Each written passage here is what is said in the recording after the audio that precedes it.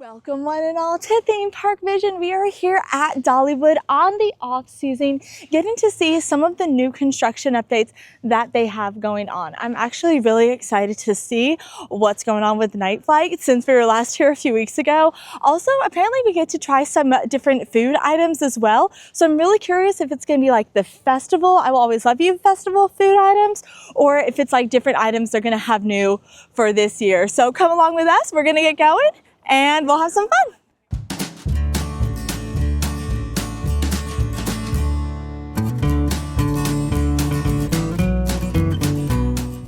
And right now, the I Will Always Love You festival signage is obviously up, getting ready for the opening of the festival.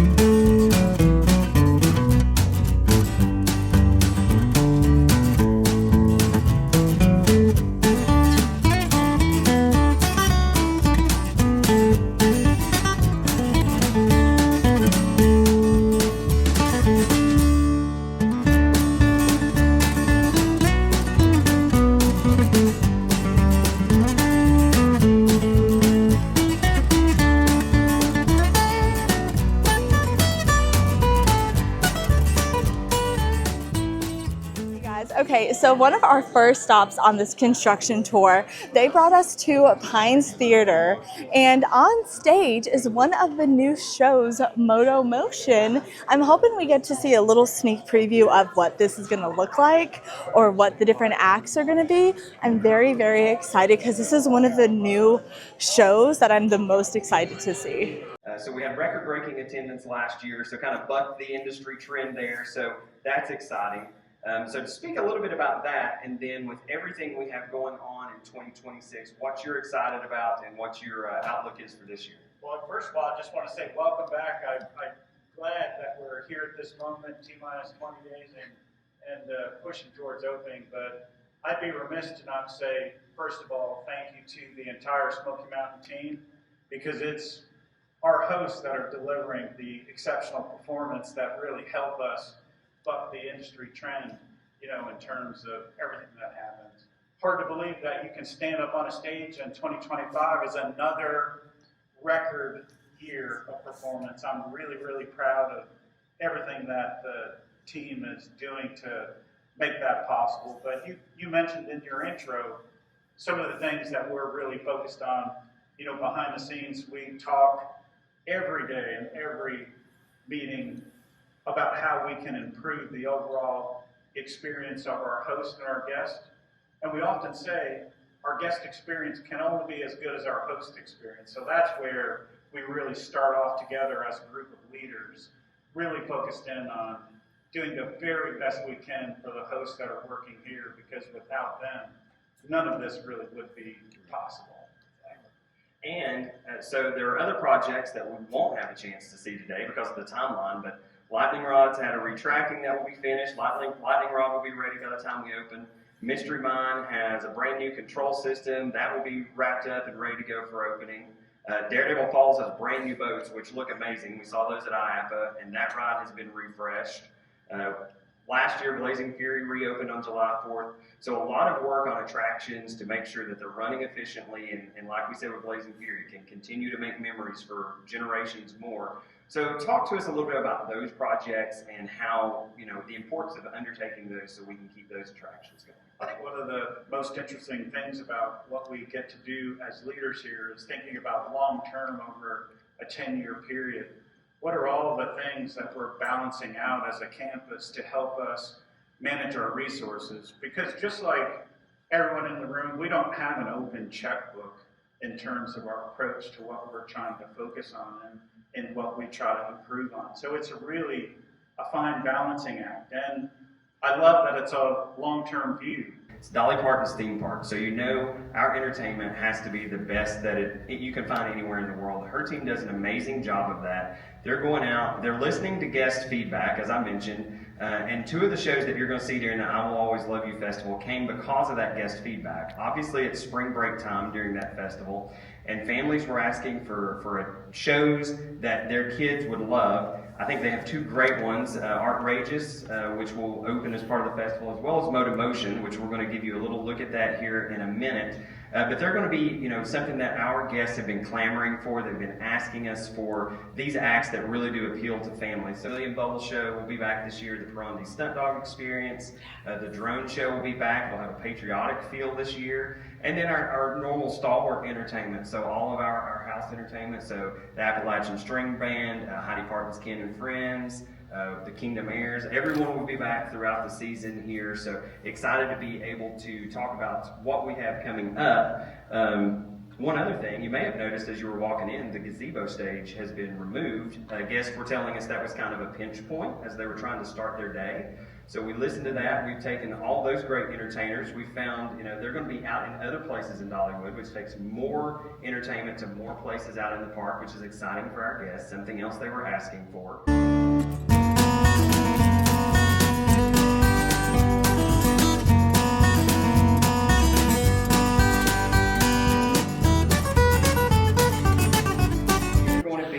Entering a new world for us soon. So we will be having, we're going to start with Harvey's Boo Bash. So we've already talked about this. We've let you know about what's going on, but this will be a separately ticketed event.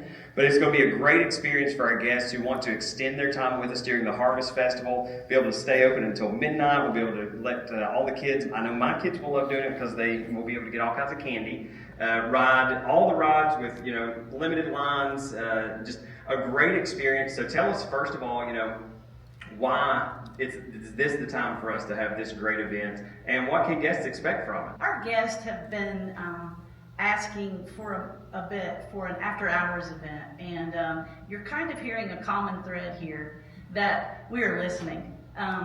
So it makes it a little easy for us to plan what's ahead because we understand what our guests love about Dollywood and what they want more of. So I will say that Harvest is the perfect time to test this great new product after hours.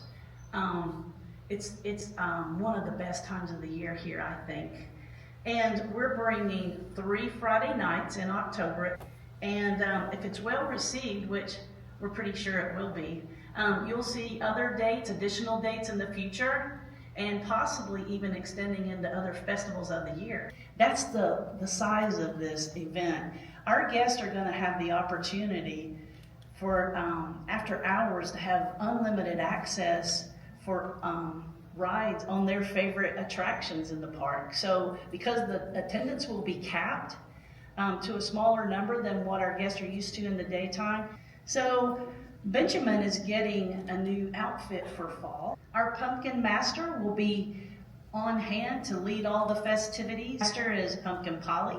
She'll be around posing and dancing the night away with our guests. Here's Harvey himself, and he is the very inspiration is all about. And he's our chief party planner too. We're going to invite our children guests to come in costume of their favorite seasonal costume as they scurry around the park in the evening. And then you'll see, yes, there's candy, lots of candy. Lots of candies. We will supply a branded Harvey's Boo Bash bag for the children to use for trick-or-treating. So every ticket gets a bag to take home. Say, guys, let's boo this. Woo! And on something else for the Harvest Festival that will be included every single night will be a dance party, kind of like what we do during the summer. So can you talk about that and give us some details about the dance party that everybody can experience in the Harvest Festival? Yes, Paige and the entertainment team have been busy on all of this.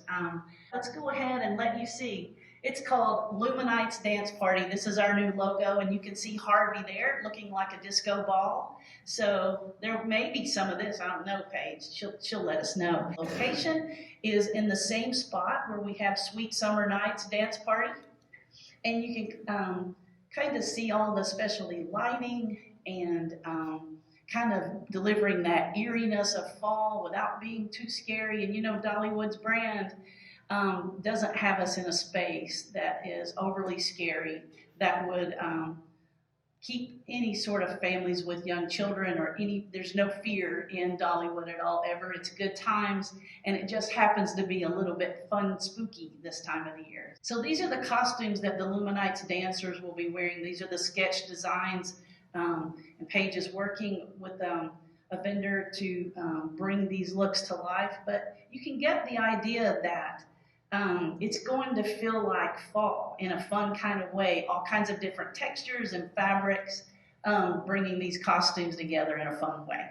So here you're seeing how the guests will be engaged by the dancers. If you've ever visited our dance party in the summer, you know how much fun that is. So we're looking forward to some great spooky fun times this fall, and we're all about bringing families together, and this is definitely an event that pulls our families together. So a day like this makes us very excited for the summer and to be able to head over to Dollywood Splash Country and be able to cool off. But we're going to be able to do something a little bit different for guests this year, very similar to what we were talking about with the Boo Bash, is Neon Nights over at Splash Country. So can you tell us about that and what guests can expect from that event? Yeah, so kind of riffing off what Cindy said earlier, we've really been listening to our guests, and what our guests have been telling us for a long time is that they wanted to spend time together after the sun went down and the temperatures cooled off. And when they started talking about Harvey's Boo Bash, we were like, well, we need to get in on that fun. And so that kind of sparked Neon Nights for us. And so Neon Nights, we're going to put into play on Friday and Saturday nights. It's going to be from June 19th until August the 1st. And the park's going to transform when the sun goes down into a playground of vibrant colors and lights and immersive glow. We'll have more information very soon about how you can purchase tickets for the event, and our Gold and Diamond Pass holders will be eligible for a discount. Awesome, and that'll be on Fridays and Saturdays, June 19th to August 1st. Correct, yes.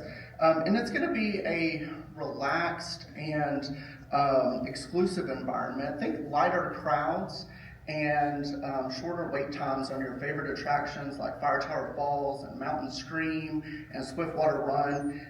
But it's not just about the shorter lines, right? It's about things that you can't find during the daytime. So high energy DJ at the wave pool, streaming some really cool nighttime beats, and some limited release merchandise items, and specialty Neon Nights dining menu featuring some beverages and treats that you just can't find during the operating hours.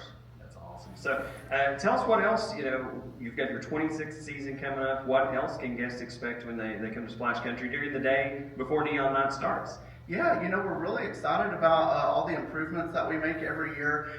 Some of them are going to be behind the scenes that you may not see, but going back to what Eugene was saying earlier, making sure that our rides are running efficiently, that we're maximizing the amount of time that guests can spend together. We're adding some additional seating at the wave pool, some additional shade, and those are the things that our guests have been asking for. Awesome. All right, so we just got a ton of information about upcoming events. What is your, the top thing you're most excited for right now? The dance party. Ooh. The Luminights dance party. Okay. I love the dance party in the summer, so how about yours? You mean besides Nightflight Expedition? Oh, well, that's a Are you gonna dance with me? Yes, me and you. There you go. So It's a in our good videos, job. I've been wanting to do a carousel ride with you. There you go. I'm in. Kind of like on Saving I Mr. love the Banks ride. when Tom Hanks You did heard it. it here. I'm all With in. you. Let's do it all together. All right, let's do it. You heard it You too, here. Mary. I think Harvey's Boo Bash is one of the most exciting things I'm excited Yeah. for next season. Obviously NighFlight, but entertainment wise and all of that, I'm so You guys could really make it work. Moto Motion was my vibe. Oh. My emo. Wait, what Did you just hear that? No, He Eugene. said Christmas is coming. Wink, wink. He walked away real. I caught that sound bite. As always, Adventures That Rock, just giving us all of the fun vibes that we would expect. We are headed back out to Nightflight Expedition now. Got a ton of new information about Harvey's Boo Bash. The outfits are cute. That's not part of the Boo Bash. That's like the everyday pumpkin Luminights is the dance party, but the outfits are cute. And you get a ton of candy. It sounds like a fantastic vibe. I cannot wait to experience all of it. And Moto Motion. Look, I grew up as an emo kid with all of that fun emo rock music. That was all of my vibes. I was sitting there just singing along, jamming out. It was absolutely incredible. So now we're headed out. Along the way, we're gonna stop by, we're gonna see some friends, and just have a really great time here at Dollywood. All right, guys, so we are headed to Nightlight on one of the Dollywood trolleys. I'm not gonna lie, I'm feeling very excited about that. I've never been on these before. Such a nice way to go all the way out there without walking.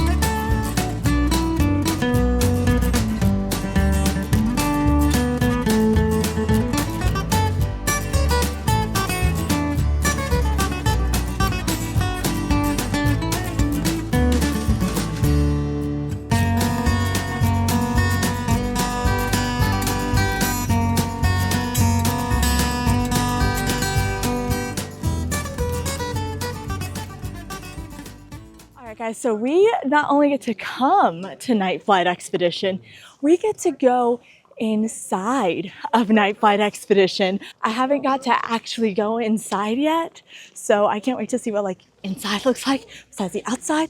I'm so excited. Hello, hello. I'm excited. Haven't got to. What am I going to be the most excited to see in a second? You're gonna see a little bit more complete picture of this ride. Yes, I like to hear it.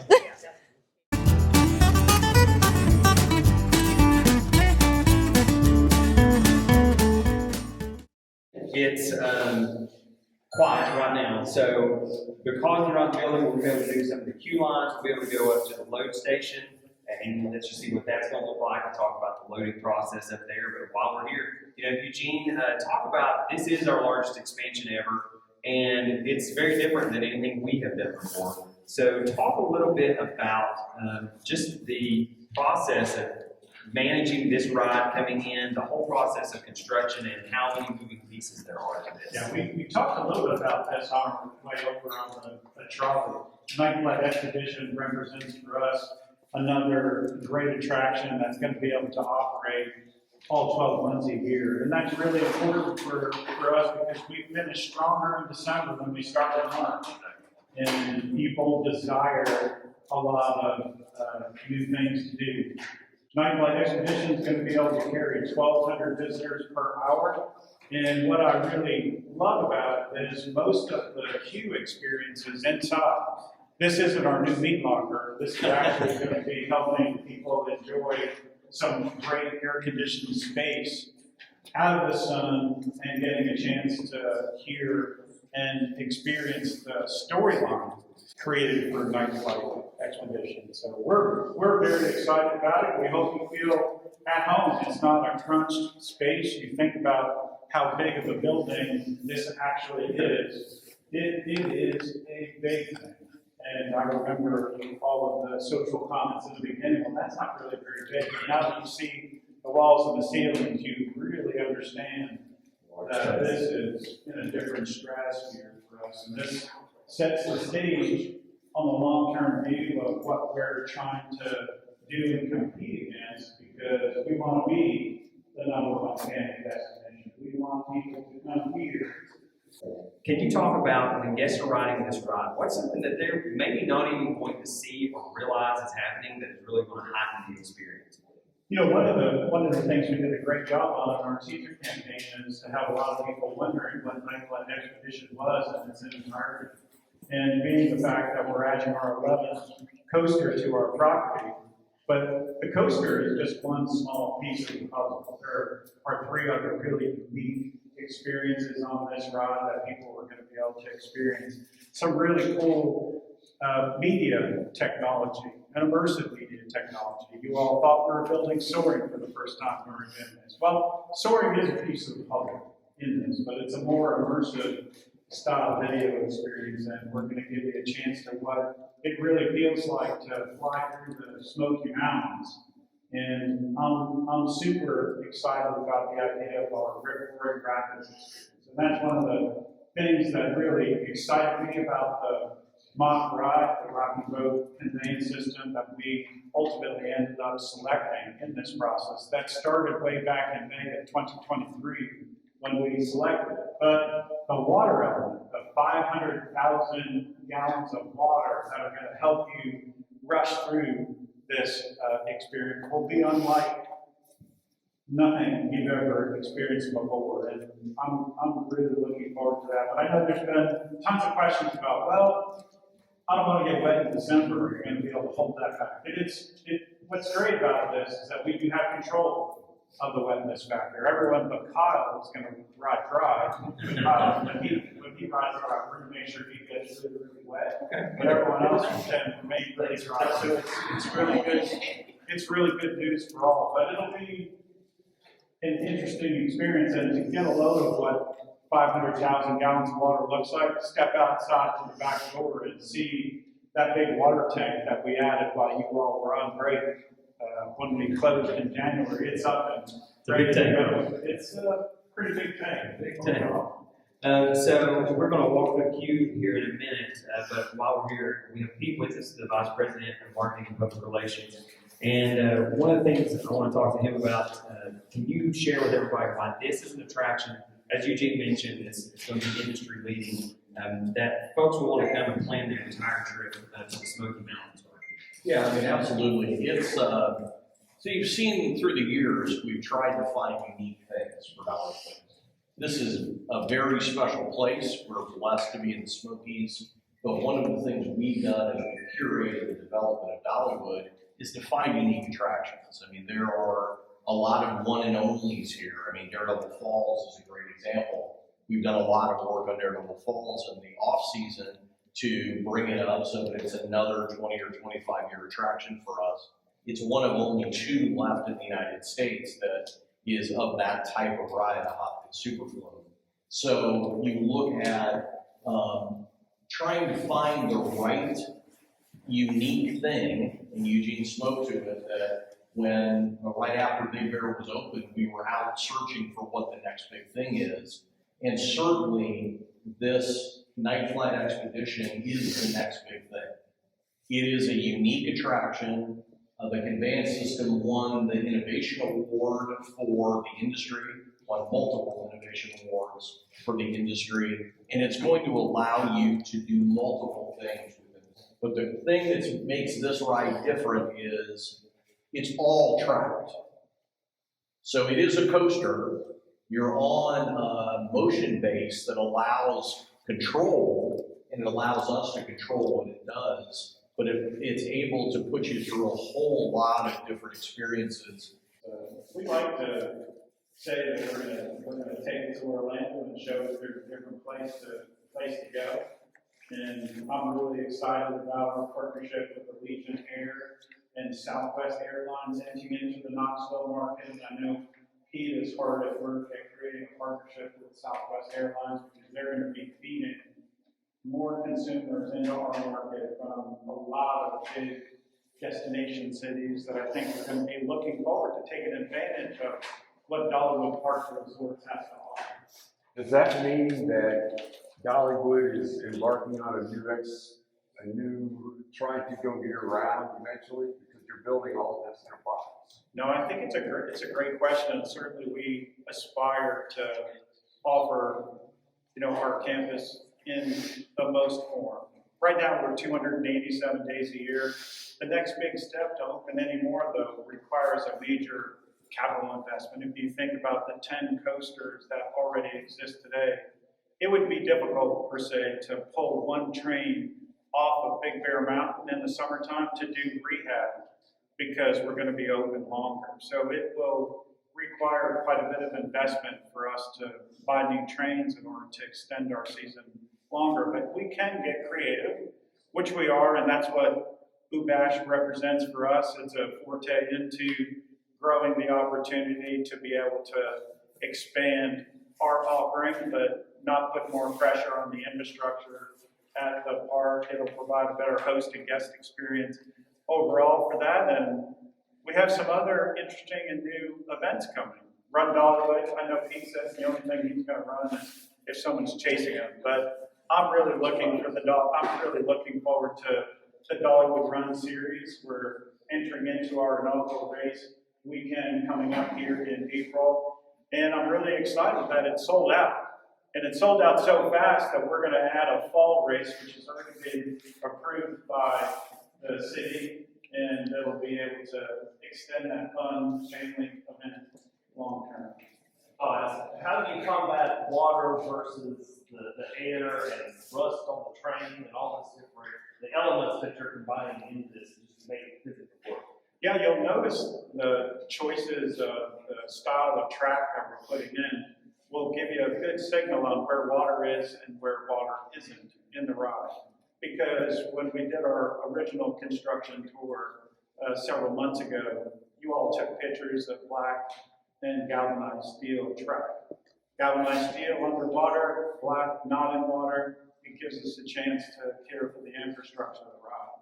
But if you're putting 500,000 gallons in your ride and you need to do some maintenance on the ride when there's no water, then you have to make sure that you develop a way to get 500,000 gallons of water out of the attraction so that you can care for it. So we have had a lot of interesting challenges along the way. And we're really looking forward to having a dress rehearsal on NighFlight with the pass holders that were new for us.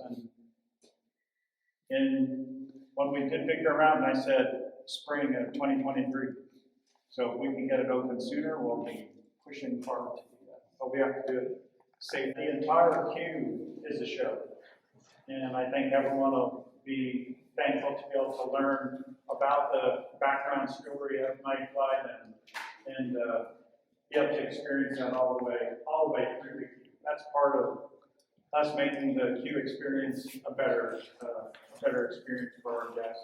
We're planning for a 55-minute wait, and just like Big Bear Mountain was, that's exactly what we did. So when we first opened Big Bear Mountain, the queue stretched out a little bit outside the building through our overflow, but we quickly gobbled that up as we became efficient with our operations for Big Bear Mountain. I would anticipate the same thing for NighFlight. But yeah, there will be switchbacks in here, but there is show in all the way through.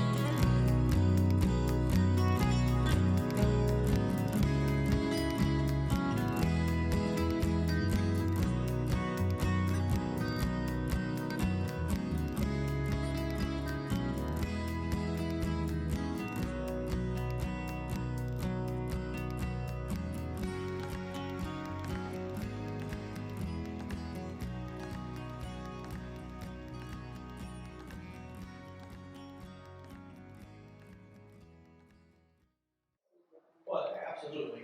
We gave it away weeks ago.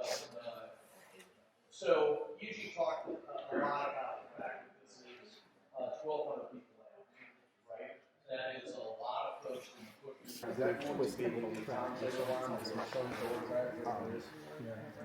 So you do have the option from time to not experience the entire story, if that's all right. Hi, I'm sorry, I couldn't hear it. What would the loading look like? Did you say it is going to load on both sides or just one so side? You think you're going to be exiting on the other side and loading.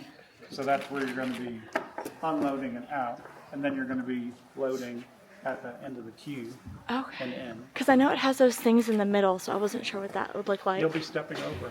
Okay, Yeah. perfect. But there are handles built into design to make it very easy and attainable for anyone who might need some extra sturdiness as they're passing through. We've kind of thought about that in the design of the boat.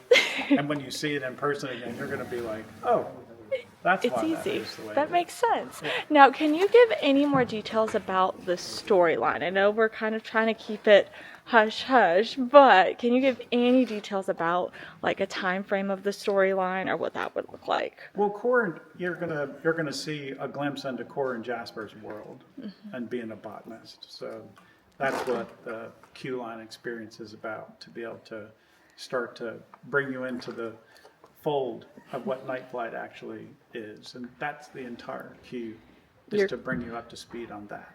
Yeah, and your creative team went above and beyond because the queue looks amazing in the concept art. It's thing very that detailed. Yeah, the thing that I really appreciate is the space is not very confining.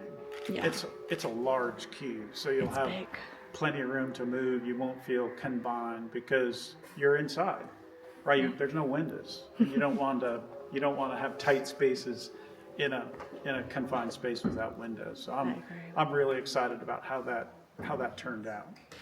And the temperature controls, even on the hot days that we've had in East Tennessee without our air conditioning on, it's been very cool downstairs. So I think that's going to be helpful overall to the experience for the guests that have a hard time with our heat.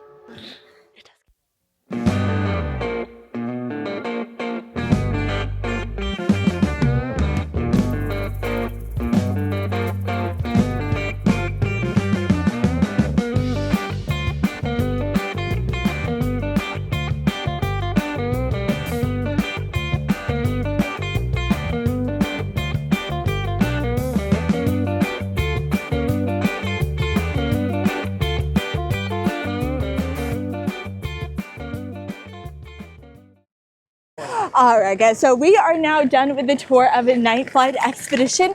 That was so cool getting to see the actual inside of the attraction. Like, I am obsessed. And the queue line is incredible. Of course, right now it's just like walls and stuff, but like the photos that we saw, the details that they put into making sure that this story comes to life is absolutely amazing. They also did mention that there will be a separate loading area for accessibility. So no worries there, and an elevator. There was a lot of stairs. Train! There was a lot of stairs, so I appreciate that they do have an elevator going in there as well. And there is a lot of things just kind of sitting around right now because they are getting ready for opening day here in the next 3 weeks. So as you can see, there's just a lot of overall construction happening, but it's really great to see that they're updating all the attractions, they're refreshing the paint. Look, there's a random frog just chilling. I have to say, there is something about being and walking in the middle of Dollywood on the off season that's just a little weird. This is very strange because it's so quiet and there's like not a lot of people, but it's cool at the same time because how often do you get to see this without a lot of people? Let's just be honest. Oh, and you don't get to see this without water. What? I mean, I guess it makes sense that they drain this, doesn't it? They gotta clean it. I wonder how much coins they get out of this and if they donate it somewhere. I've got questions about that. I know everyone in my family thinks I'm crazy because I get excited about a new restroom, right? But to me, this is one of the best ways for us to show that we're paying attention to the overall capacity of the park and the infrastructure and valuing what the guest experience really is. So we're planning our solutions for not only Timber Canyon, but also in Rivertown, because that's another hot spot of traffic for us. And of course, when you first enter the park in Show Street. So those are restrooms that are under study now to figure out exactly what kind of capacity improvements we need to do. And I know we all walked by Lumberjacks. That was always a backup in there. So we did some renovations this off season for the queue of Lumberjack Pizza, which will allow for the flow through the place quicker, but we're also executing self-service drinks on the outside so that it provides more opportunity for increasing our throughput. And when you consider projects like this, outside of guest feedback, what other things are you looking at? You mentioned planning ahead and thinking about what's coming to get ahead of that. What are you looking at when you're making those decisions? I have a grid that I keep on my desk, and it's 12 key things that are important to our overall guest. And we monitor where we are with our attendance and our trends over the 10 years, and it sort of gives me a view of what's in the green, what's in the yellow, and what's in the red, and it actually guides our investment strategy at the park. It helps us be able to make the hard decisions, because I wish that all of you could write about the fact that Eugene should be given an unlimited checkbook to all of his advancements on infrastructure. That would so be that great. My CEO, Andrew Wexler, could hear you all say that, but we have to be good stewards of the resources that our company has and be thoughtful about how we execute them. As I mentioned, we had a date, and it's, I think, past noon, so I don't know if Cinderella, after midnight, after noon, we all turn into a pumpkin, but here we are.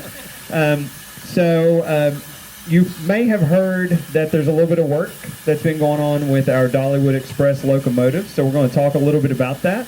In the past, I think you all know when we have drought conditions, high wind warnings, red flag warnings, that we are unable to operate the Dollywood Express due to the risk to the environment. So ever since 2016 and the Smoky Mountain wildfires, we've been looking at opportunities to be able to make sure that our locomotives are able to be operated during those conditions in a safe manner. Now, from time to time, things may still happen. You can't just go to Napa Auto Parts and buy the parts that you need to fix what may happen to the Dollywood Express. But by doing what we've done, we're able to ensure that we're able to operate during those extreme weather conditions. So what we've done, and you can see obviously Cinderella is finished and I think ready to go for the season, sounds like to me. But we have taken both, and Klondike Katy is being converted now from coal to oil-fired. They will still be steam-powered, and for the guests who ride the engines, there's no difference, other than you may not get cinders. Well, you won't get cinders in your eyes. That'll be the only difference. And what's interesting to note about both of our locomotives is at various points in their history, they were already oil-fired. They were converted to coal before they came to Dollywood. So we're actually converting them back to a state that they were in historically. And Nick can speak to that a little bit. Nick is actually from the Durango-Silverton Railroad in Colorado. His team has been helping ours with this, but I want to start with Eugene first. So we've been talking about ensuring that all of our attractions are good to go for our guests year-round. And talk about the experience for guests when they aren't able to ride due to certain weather conditions and making the decision to switch the locomotive back to oil-fired. I mean, I think one of the things that we really care deeply for our entire leadership team is to make sure we deliver our experiences consistently. And whenever we have downtime or attraction problems for things that are in our control or Mother Nature is controlling us, it really hurts us, because we average about 600 to 700 people per train run here, and it's a sacred cow. People adore riding our trains. So one of the things we thought about in trying to figure out a better way to operate more safely for Julie and the team is to be able to bring them back to the reef. And we've been hard at work at this, and her entire team of trained professionals has done a really good job of adapting and learning the new procedures relative to how we're operating today. But I'm proud of the partnership as well, because what we know is we don't want to do things haphazardly, and when we do things, we invite the experts in, which is why we created the partnership. So I'm looking forward to having you all tell a little bit more about the story of what we did. All right, so I'll turn it over to Julie Collins. Julie is the foreman and engineer here with the Dollywood Express. So first of all, Julie, tell everyone with this conversion, what difference it makes for you in the cab, but then how the experience for the guests basically is the same. Absolutely. Nothing's going to change as far as running the locomotive. The engineer will actually still run it as he or she always has. So the operating part of it will not change. It's the firing part of it. So the firemen used to shovel the coal into the firebox. Now they're actually operating a burner to add oil into the firebox. So from a guest standpoint, nothing's going to change for them. They're still going to get that wonderful experience that they always have on the Dollywood Express. Except for this time, like you said, Wes, no cinders in the eye or getting all over them.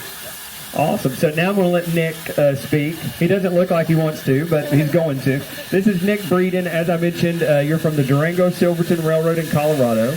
You've done these conversions before. You have your own trains there that you've converted. Because these were oil-fired before, did that make the process easier for you to do, or how did that work? This thing on. Yeah, and you got to get really close to Oh, no. No, the fact that they burned oil before didn't really change anything that we had to do. What we've done here is we've basically taken years of research and analysis that was done by railroads 100 years ago, and we've been able to apply it and kind of adapt it to our own engines and also to these engines. So far, it's all done and it's been very successful so far. But a lot of this was designed in-house using that research, and so it's been really cool and fulfilling to see it be successful. So, kind of speaking to that, you've done it on a lot. Tell us about what it was like to get to come to PigeonForge and work on the two locomotives we have here at Dollywood. Well, so funny story.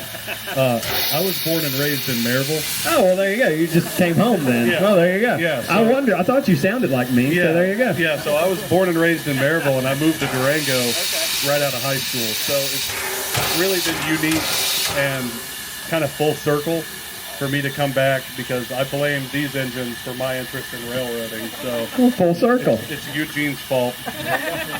Full circle moment. Awesome. Well, I'm also going to let Julie talk about a little bit of fact of, will you share a little bit about your background? For some of you, I think, have maybe talked to Julie before. Can you share a little bit about your background and why you decided you wanted to come here to do what you do and the interaction you have with guests and the inspiration you provide? Of course. So I come from a medical background as a neurodiagnostic technologist. So I come to Dollywood about 11 years ago, and what I thought was just going to be for a summer. And I took one walk by the engine and knew my path had changed.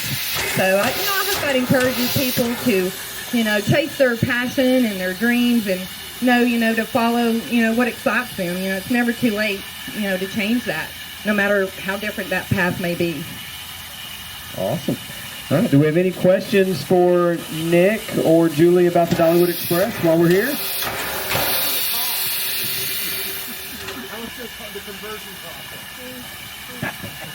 A little bit.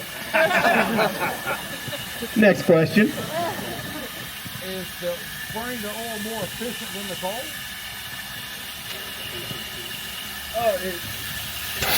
It's cleaner. Yes and no. Both were very efficient in their respective qualities, but with this, you have a lot finer control over the fire in the firebox, whereas you can't take coal out of the firebox, but with this, you can turn the fire up and down. It's very, almost infinitely controllable for the temperature. So right now, it's just sitting, and it's burning in there, but the pressure should not have moved, hopefully. If it does, it was my fault. So if it gets loud in a second, blame me. Awesome. Other questions? All right. Seeing none, I think everybody's probably ready for lunch. So we're going to head down the hill the group back there kind of head us toward Market Square, and we'll catch up and talk about the work there, and then we'll head to lunch. Next to last stop. This will be a quick one. We're on our way to Aunt Granny's for lunch, but I just wanted y'all to see the amazing amount of work that has been done in this area and how much more open it is now that the booth that was here is now gone, how it's really increased the sight lines. You can now really see celebrity theater, and I think Eugene has said this kind of came because people would always be asking all of us when we're here in this area, where's celebrity theater? Well, you couldn't really see it because there was so much stuff here. So now we've helped with that. It was always fun to stand right here and everyone would say, "Where's celebrity theater?" And I'm like, "What's right beyond that booth? Can't you see it?" So one of the things we talk about is soft erasing to try to make the guest experience a little bit more seamless, and this gives us a great opportunity to showcase celebrity theater and get more people off the Midway into experiencing our shows. Since we're there, the theater should be full, and it's a natural evolution to where the season mug pickup location is. We actually have plans to bring Rudolph and his friends back, and it'll be stationed right there behind us, which will be a great thing during Christmas and a great kid event to add. And we've talked about how the park has continued to evolve and grow. I remember when I was a kid, my first time here, the ticket booths were here at Market Square, and WDLY radio station did live broadcasts where Kettle Corn is now. And I have a picture with celebrity theater behind me at 3 years old. The park looks a whole lot different than it did then. Again, talk about, as you kind of move through the process, you talked about soft erasing. Kind of talk about that process and keeping an eye toward the future. Yeah, we really, when our team is together thinking about the future, what we want to try to do is make changes so that when we put it back, it looks like it's always been here and you can't really tell what's new and what's old. So we want to be authentically Dollywood Parks and Resorts. So we think hard and true about what that is, but you have to constantly evolve. We did some construction work inside of Cricket's location. If everyone has ever been here during park operation, you know who Cricket is. She's the lady back there cooking on the skillet. Well, guess what? She has not only 2 skillets, but a 3rd burner added to the skillet. So Cricket, in her 36th year, is super excited. You're gonna be happy about coming back to work. That is awesome. Any questions here? All right, and it looks like for lunch they're taking us to Aunt Granny's, so I'm curious about what we're actually going to get to eat. They said something about a salad, but I wonder if we're getting actual Aunt Granny's food or if we're getting some other types of food. So let's see what we get to eat for lunch. Granny's. Something about the smell of Granny's when you first walk in. That's just like, cozy. Hey guys, so it is not really Granny's food, but it's like a buffet style of different festival foods that's to come, different options that we're gonna have for the entire season. As far as what you're trying today, we did a mix of flower and food items, festival items, and then also Iwali festival items, and then just a couple of base menu items. So with our drinks, we're introducing 20 new drinks this season throughout all our festivals. Today you have the sunflower lemonade, the hibiscus strawberry tea, dragon fruit lemonade, and mango tea. So hope you guys like that. So we have many more throughout the year to introduce that is new. Salads, kind of a different spin on our salads. So one of the salads you had today was a smoked beet salad. So we take beets and we smoke them for about an hour or so, cool them down, and then we kind of dice them up, and then we introduce that into a arugula salad with a lime vinegar wrap. And then the other salad is a blueberry and peach feta salad too that we're offering at Market Square this season doing flower and food. Some of the entrees, we had the sausage and cabbage skillet. So at the big skillet, you always got to have that cabbage. That is such a East Tennessee staple. And of course sausage. Where can you go wrong with pork, right? You got to have that in your diet all the time. And then on another festival, that same type of sausage, but we're going to incorporate that with rice. So that's a sausage and rice skillet. You guys tried the loaded potato wedges, which is an incredible dish. So I really like that. And then some of the sweet items you have, there's a raspberry sweet roll. So we, it's sort of like a cinnamon roll. So we take the cinnamon roll concept and we have like a raspberry jam that we put in the middle, and then we have like a lemon glaze that goes on top. So we're going to introduce a different type of style of cinnamon roll-ish type concept for each of our festivals. And then you had the cupcakes. So I hope everyone liked the cupcake, the strawberry cupcake and then the Black Forest cupcake. So, and then 2 base items that we had on You Tried Today was the fish and chips. So it was a flounder, hand breaded, front porch, and then the loaded Tex-Mex fries. So that would be a Tilden Harvest. Now, I just wanted to thank everybody for coming out. Bobby and I work hard all through the season just to make sure that we're putting out some new items throughout the 5 festivals and throughout our base menu. Like I said, we have a lot of new items coming, and we have a lot of stuff that we're already working on for 27. So it's a very exciting time for us. We stayed very busy. I'm going to ask Matt Poorman, also on the culinary team, a little bit about where, Aaron just read off a number of items, and you said throughout the year you got more than, sounded like about 350 items all throughout the park during the year. Matt, where do you find inspiration? You all are always looking to the Smokies, you're looking to new festival ideas, even Nightflight Expedition, there are ideas there. How do you all take those and put those into such great culinary items?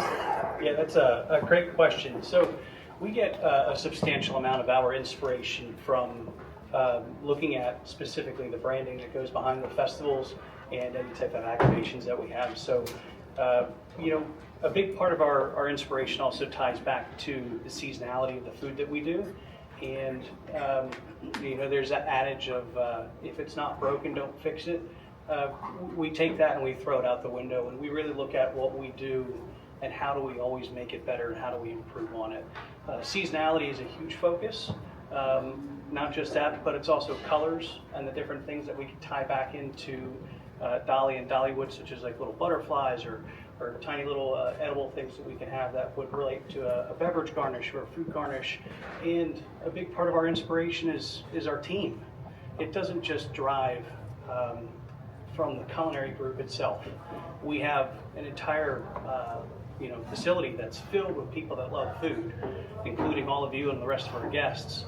And we literally are an open door. So more times than not, we'll have someone that says, hey, have you thought about this? Have you tried this?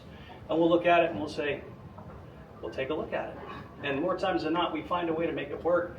But the interesting part to that is that it takes anywhere from 10 to 12 months for that to come to fruition. So prime example is the meal that you have today. This was started 10 months ago, and we're still evolving even up to the weeks leading up to the festivals. Awesome. Great answer.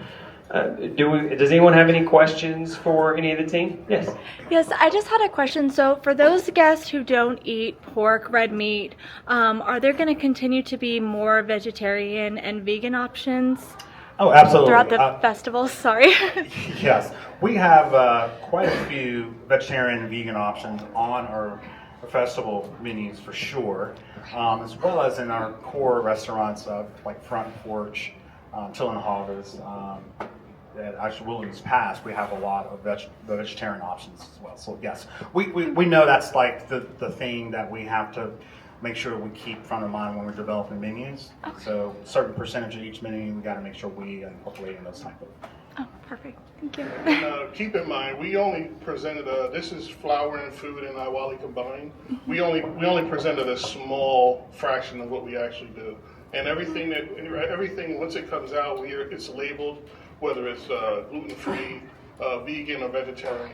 We tend to try to keep about maybe 3 to 5% of our items that are usually within that. We do a lot of vegetarian meals, and we always have Front Porch, which is my first love of a restaurant. If you want something special, we always do something specialty there. Oh, perfect. Thank you.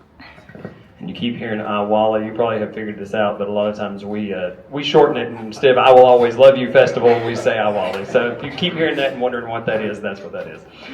Any other questions? All right. Well, let's thank these amazing chefs again for everything. Thank you. All right. Appreciate it. News. Yeah, I said that news. earlier. Yeah, that's a good thing. The fall race, since we sold out our spring race within a week, we're entering into a fall race, and we're really excited about that because coming here during harvest is a beautiful time of the year. But obviously, we're really proud of everything that we have going on here for our 2026 season. Nightflight Expedition will really, I think, set us well moving forward. But there's a lot to experience. It's hard to do Dollywood in a single day, And I know that our season pass holders are really special to us, and everyone was looking at our operating calendar and wondering why there wasn't a pass holder preview day and how that disappeared off the calendar. Well, just so you know, March the 12th, there'll be a season pass preview day, but we're calling this a dress rehearsal. And we're calling this a dress rehearsal for a reason. We need to kick the dirt off the tires. We need to give our culinary teams a chance to light up all of their equipment and activate their restaurants. We need to get our retail shops open, getting used to seeing people through. We have our shows that were in final rehearsals on that day before we open. So there may be a chance to catch a show or two. And our rides team, they need some practice too. Not all the rides are going to be up. You're going to have to give us some grace because this is called a dress rehearsal for a reason.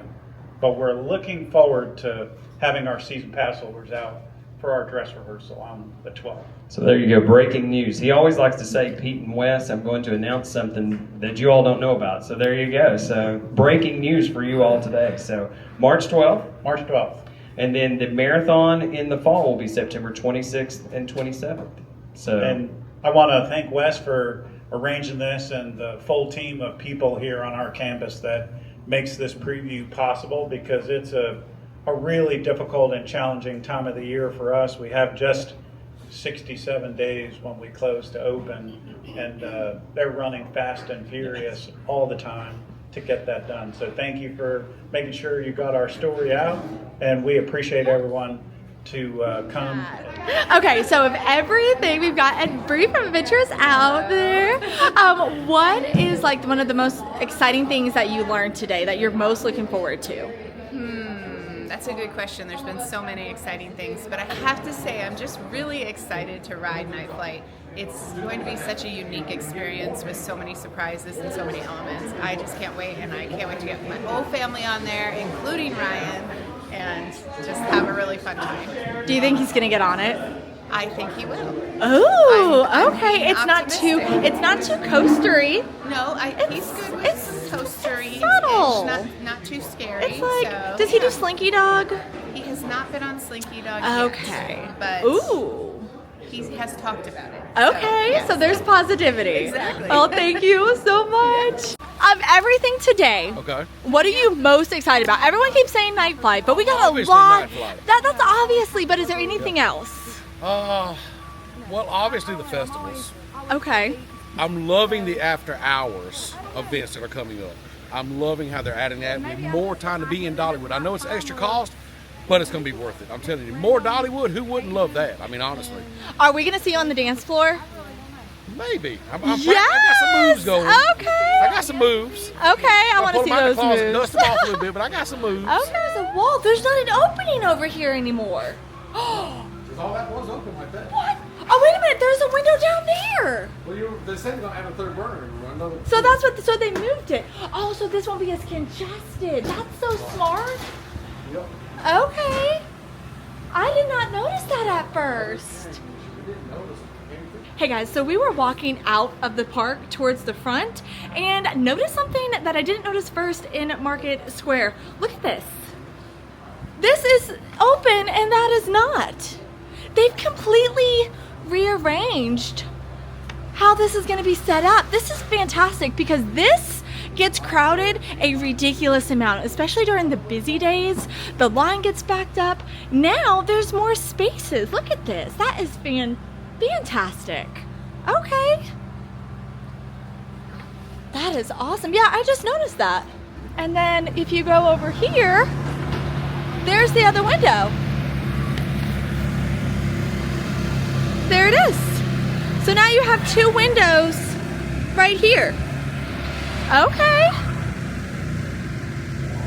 Oh, they repainted this. We got some freshly painted walkways. I can smell the paint.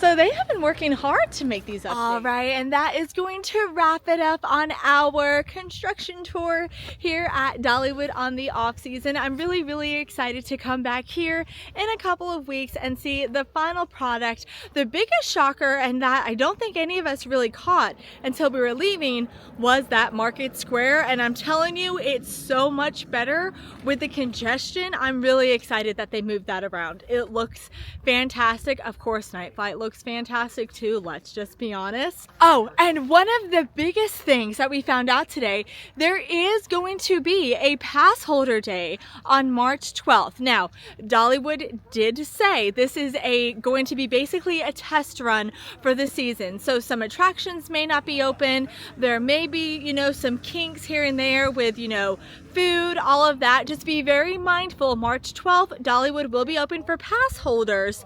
Just keep in mind, it is going to be a preview, kind of test the waters day. So, but as always, be sure to like, subscribe, hit the notification bell so you can see more of Dollywood tips, tricks, live streams, all the things. I'll see you next time. Bye!